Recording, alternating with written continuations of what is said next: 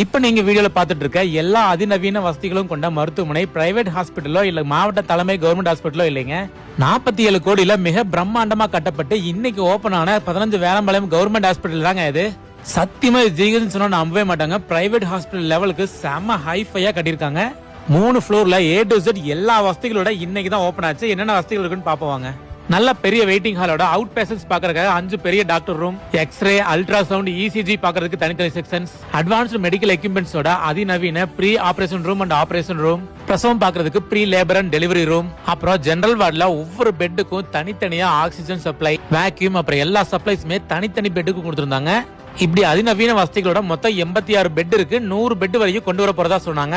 இது போக AC rooms கூட அவைலபிளா இருந்தது. ஒவ்வொரு ஃப்ளோர்லயுமே பேஷண்ட்ஸ்க்கும் ஸ்டாஃப்ஸ்க்கும் தனித்தனியா rest room facilities, water dispenser, 25 பேருக்கு மேல போற மாதிரி நல்ல ஸ்பேசியஸான 2 லிஃப்ட், ஆக்சிடென்ட், ஹார்ட் அட்டாக் மாதிரி அவசர சிகிச்சை தேவைப்படுற நோயாளிகள்லாம் போற மாதிரி எமர்ஜென்சி செக்ஷனும் இருந்தது.